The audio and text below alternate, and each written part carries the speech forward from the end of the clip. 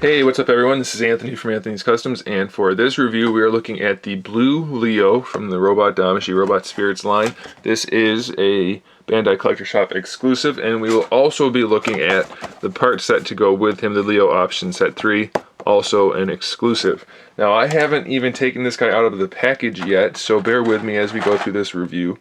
I think we'll be able to handle it, but we'll see. I really like the Leo, at least this Blue Leo.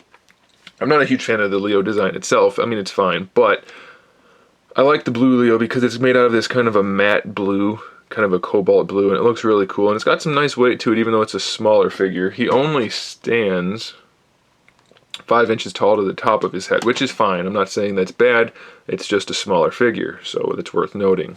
Alright, so let's go through the articulation first. He's very similar in some regards to the Tall Geese and even to the Mercurius and V8.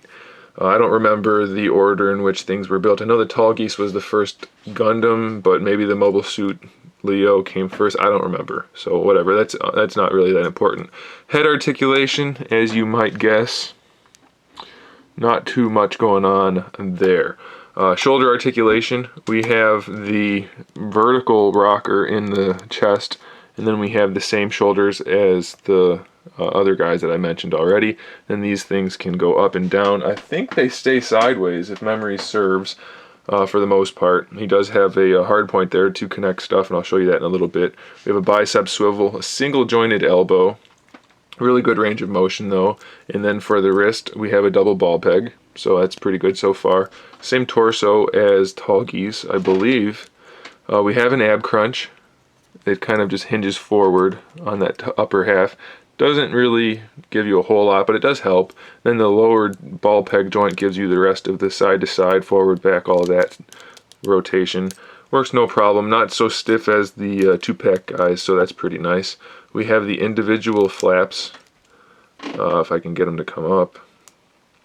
We have the individual skirt flaps here, and I believe this whole thing comes off for a reason. I'm pretty sure that's part of the option part set, but we'll get to that. I'm not sure yet, and we'll see.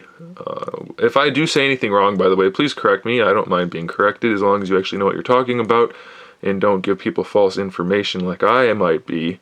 Then please correct me. Alright, so the side flaps, not so much going on there. We do have the butt flaps that don't do much, but we do have the hinged little thrusters on there. So those are not hinged, but ball pegged, it seems like. So that's kind of cool. For the hips, we do have the standard ball peg socket combo, but they're pretty limited just due to the design. The skirt flaps don't provide a whole lot of extra range of motion. The hips itself, the hip itself can do anything you want it to. It's just a ball peg, so you can bring it all the way up if you want. Like I said though, it is a little clumsy, so you're going to lose some range of motion there. We do have a full thigh swivel. Double jointed knees. Does the knee pad move? Knee pad doesn't move at all, so it's not the best design, but it's not bad. It's alright. And then for the ankle, we have, does this move? This floats, apparently. It's a floating ankle guard. That's interesting. Not connected anywhere. So we have a ball peg coming or going into the shin, so the whole foot moves on that. And then we have, what is this? So we have an ankle rocker at the bottom, or it's actually just a ball peg. So a ball peg going into the ankle and then a ball peg going into the shin. So double ball peg. We do get ankle rocker out of that, so that's pretty nice. The foot can go down, go up a little bit, but it does stop, but you can bring it forward on that ball peg. So it's not great, but it's not bad in terms of ankle articulation. The rest is fairly limited. We do have this really nice wing bit that can connect to him, and it is articulated. These are on ball pegs up here, and this has kind of like a ratcheted swivel for each one of these. So that's pretty cool. And this should, if memory serves, should just peg in right here. And by memory serves, I mean I've seen pictures of it. So does it go that way or the other way though? Let's check the good old handy dandy instruction. That's the wrong one. The good old handy dandy instruction sheet. So it looks like I did it accurately. So you want this vent to be on the top, it looks like. So that's fine by me. It's on in the right position. So now we have some other things we can add. We have these two little whatever these are supposed to be, I'm not sure. These should just peg in right here, like that and like that. And they are supposed to be on the bottom, it looks like, so that's good, I guess.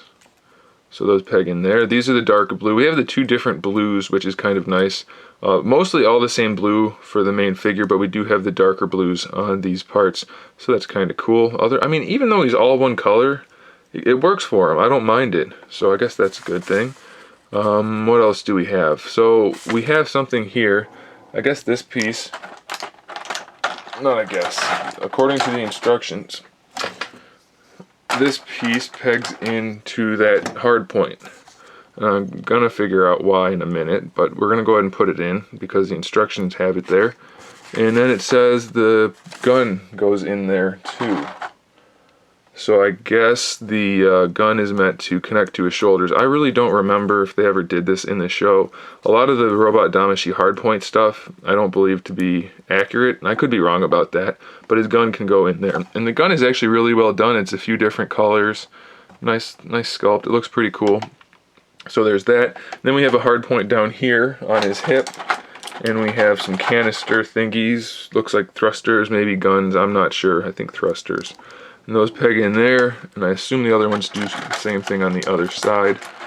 So he turns from a pretty simple looking figure to fairly nicely designed, kind of complex looking character figure. And we do have the, what you always have with one of these guys, a display stage thing. So that pegs in between those two thrusters right there, like that. And that gives you a peg hole. So we have two fist hands here, and then we have, and I'll just pull them out and show you. We have, what is this one? We have a gripping hand, probably for the gun, if I had to guess.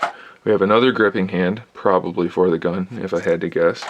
And then we have a, looks like a kind of a gripping hand for holding the front end of the gun, or the handle. It looks like it's for holding the handle. So that's pretty cool. No style hands for this guy, no jazz hands unfortunately, but still it's a pretty cool figure. So even if you can't get the option part set, I'm going to recommend it. I like this guy. I think it's a really nice looking figure. I don't think I'd put the gun up there on his shoulder. I think I like it much better down in his hand actually, but that's up to you. You can do whatever you like about that, but it's a really cool figure. So there's the main figure. I do recommend it. Now let's take a look at the option parts, because we have them, so we're going to do that. So there are quite a few, and the instruction sheet is actually bigger than the actual figure's instruction sheet. So we're going to just start at the beginning. So it looks like we're supposed to pop off the whole head assembly and see what happens here. And hopefully the guy I bought this from, again, didn't glue anything. So far, we're good. It looks like now we have to put on this new collar piece. If I can get it out, and this goes on like this. So just a quick comparison, just kind of replaces it and gives us, I think it's just providing us some articulation, if I had to guess. And if that's the case, then I'm really happy about that, because now we have some neck articulation. So that, just like the original tall geese, that can spin around on top of that neck piece, then that neck piece is also articulated. So essentially, yeah, they just gave us articulation, which is awesome. I'm glad that they included that. We're going to leave the wings off for now, by the way. So that does the head part, so that's the option parts for the head. They also included some jazz hands, which I'm glad they did, because we always need our style pose for our Gundams. So they're kind of just fleshing out the Leo here. The next thing they've given us is a blaster, which doesn't have all of its parts on it quite yet. We also, geez, I can never get these things out when I need to. So then we also have the barrel that connects to the blaster. Oh yeah, no, what am I doing wrong here? This, oh, it goes right here and this cap comes off. Losing my mind, holding something backwards and not even realizing it. Okay, so he's got his new blaster. Look kind of like an M6 or an M4, M16 rifle. So that's kind of cool. I like that one. And they do point out here that you can put it up on the arm again, which I'm not going to do because I don't like that. So you do get the little piece in the option part set, and you get this piece again to put it in the arm. Not going to do it. We'll just skip that part. We do have now some alternate shoulder pads which we can put on, which I think are going to make this guy look pretty awesome. If I can get these off, okay, there's 1 and 2 off. You do have the hard point on both sides. I didn't mention that before.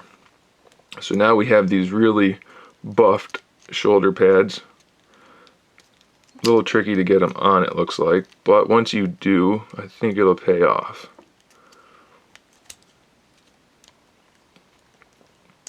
I'm just going to do this off camera and I'll bring it back in a sec. Okay, so I got the shoulder pads on. It was just a matter of getting the pegs on around that ball joint, so no big deal. So these are still hinged like this. Then it has little gun turrets on the top that can swivel, and then the gun itself can move around. So that's pretty cool. I like these shoulder pads. They add a lot of bulk to him. So we're going to set these shoulder pads aside. And now we have a big shield and a big gun. What do you guys want to see first? I say we look at the big gun. Big guns are always fun. So this gun has a handle up here that rotates to the side for him to hold. This handle here seems to be pretty static. That's okay. Everything else actually seems to be pretty static. So not much going on here, but he can hold it obviously with his gun hand, and then he can hold it in his secondary hand there.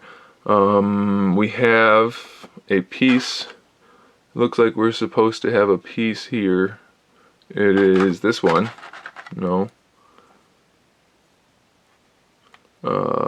Oh, maybe this comes off.